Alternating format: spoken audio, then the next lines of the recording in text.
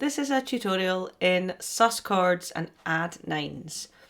Really, really lovely sounds. None of them too risky, typically speaking. If you're on a chord 1 in a certain key, then maybe a sus2 or a sus4 or an Add9 are all going to be a nice bit of colour and a little bit of variety from your chord 1. And what I mean by that is if you're on a chord for quite a long time, maybe on chord 1 for quite a long time across some lyrics of a song, you might fluctuate onto one of these 3 suggestions. But the point of this tutorial is to explain specifically what they are. So I'll start with the 2 sus chords. This is also mentioned in our tutorial for Me and You and a Dog Named Boo, because I feature a sus4 and an Add9 in that case. So our sus2s and our sus4s follow this exact rule. Your chords of 3 notes are, we'll take your C, I'll just sing from a C chord. C, E, G makes up a C chord, and that is our root or 1, or 1, 3, 5. Okay, missing out the 2 and missing out the 4. That's how we stack up our chords in the basics of 3-note chords. So sus2s and sus4s literally remove the 3 from that scenario and replace it with either the 2 or the 4. So we have original C chord, C, E, G.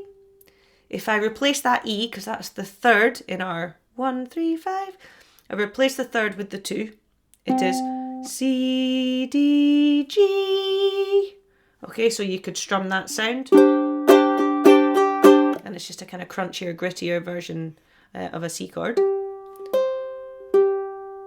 So the other one, the sus4, is replacing that E, that 3rd, with the 4. So then that is C, F, G. And just those notes alone create C sus4. So they're 3-note chords, normal sus chords. You can add 7s. You know, you might see C7 sus4, and that it just means exactly what it is. It's got an added 7, but it's a 4 instead of a 3. So yeah, you can have fun with susses with added 7s, but essentially a sus2 or a sus4 is just a 3-note chord, removing the 3rd and replacing it with either the 4 or the 2. Now the other one I said I was going to mention was an Add9. It's quite a handy shape, especially on a C shape, which you can bar and move up the neck. What I mean by that is you take your very familiar C shape, and if you use pinky instead, you're comfortable enough to bar up to the next bar and move pinky up to the next fret, and then bar up to the next fret and pinky up to the next fret, and suddenly your C chord is now a C sharp chord or a D chord or an E flat chord or an E chord. So those of you that struggle with some of the other E chords, you can bar fret 4 and do our familiar C shape with your pinky. So yeah, what I'm teaching you here on a C chord, you can move up the neck and put the exact same finger positions as you go. So our Add9 is really comfy to do C Add9. Typically we use ring finger for our C chord, so it ends up being middle finger on fret 2 of the C string, and that's a really nice one. It's just got that D, but the C is still there in the A string there. So the D is there, that's the 2. So I guess there's 2 questions here. Why is it called a 9 and not a 2? And what's the difference between an Add9 and a sus2? So firstly, I have to just give you this golden rule, which I just have to say, don't shoot the messenger. When I was told it, I kind of rolled my eyes, and I'm sure when everyone was told it, they've all rolled their eyes, everyone who learns it in their music education, because it's just one of those conventions that we just have to roll with, because it's totally established now. If the 3rd is in the chord and there's also a 2, you don't call it the 2, you call it the 9. Just one of those things. So the 2 and the 9 are the same thing, because if you think about how we use these numbers, there are only 7 notes in the scale, and then 8 is just a high 1. So 1, 2, 3, 4, 5, 6, 7, 8 is just 1 but an octave higher, so 9 is just 2 but an octave higher. So 9s and 2s are the same thing. But yeah, the convention is if the third is still in the chord, you don't call the 2 the 2, you call it the 9. And the third is still in the chord in this voicing here. If I show you up close, we've got our G open, we've got the D pitch on our C string, that's our fret 2 and our C string there. We have the E that's open, the open E string, that is the third in the chord. So that's still there, which means it's definitely not a sus2. The E is present. And then finally we do have the C itself, the root, or the 1 if you like. That's there on the A string. And okay, it's the highest pitch, but it doesn't matter. It's still behaving as the root. It doesn't really matter which is the lowest and which is the highest pitch in your wall of sound. So there we have a root, a third. So a root, a pi, an open E third, an open G fifth, and a 9. So that's known as an Add9. Not a 9, not C9, but an Add9. So an Add9 chord is the original 3-note chord with an added 9. So it is the 1, 3, 5, 9 in any voiced order. It doesn't matter which pitch is highest and lowest, as I said. A C9 truly is the root, the third, the fifth, the 7 and the 9. So if you say C9, it's implied that you mean everything up to and including the 9. So that's the root, third, fifth, 7 and 9. We're not going to talk about that right now. So there's there's hardly any difference really between an Add9 and a sus2. One has an E and one doesn't have an E in the case of our C chord. And out of the two, the Add9 is just a little comfier to land than the solution for creating a sus2 is comfy enough when you're on an open C chord. If you use your pinky for the A string fret 3, you then use your ring finger for the E string fret 3, because then that removes the E and forms a G pitch on the C string. Sorry, a G pitch on the E string. So the E's gone, there's another G pitch, so that's at the same pitch as your open G string, the fret 3 on the E string. And then stick your middle finger on fret 2 of the C string, as it was for the Add9.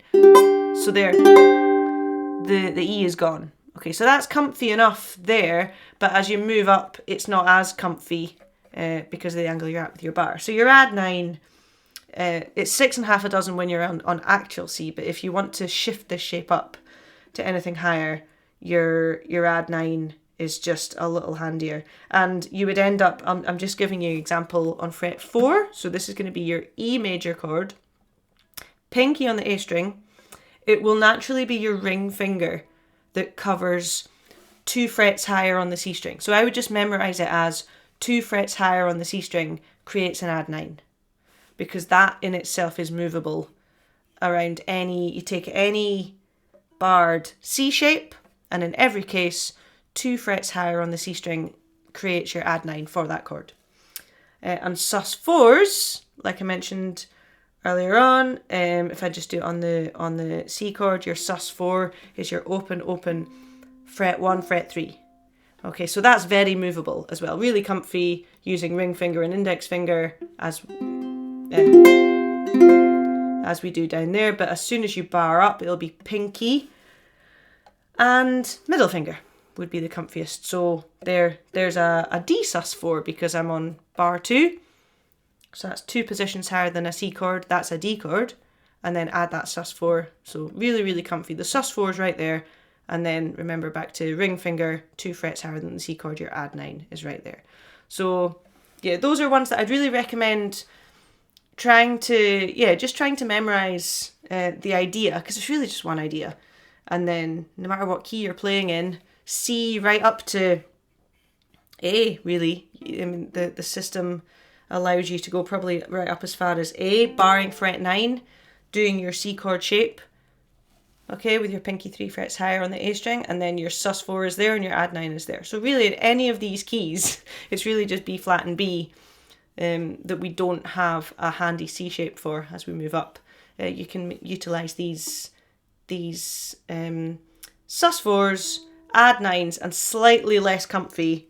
I'll just give you an example on like G here, fret 7, there's your C shape with your pinky, so it would be ring finger on the same fret as your pinky on the E string, and then middle finger on 2 2 frets higher than the C string bar, and the nice thing is you don't have to bar anymore, so you don't have to put that pressure on. You can just use your fingertip. Okay, so that's there as well.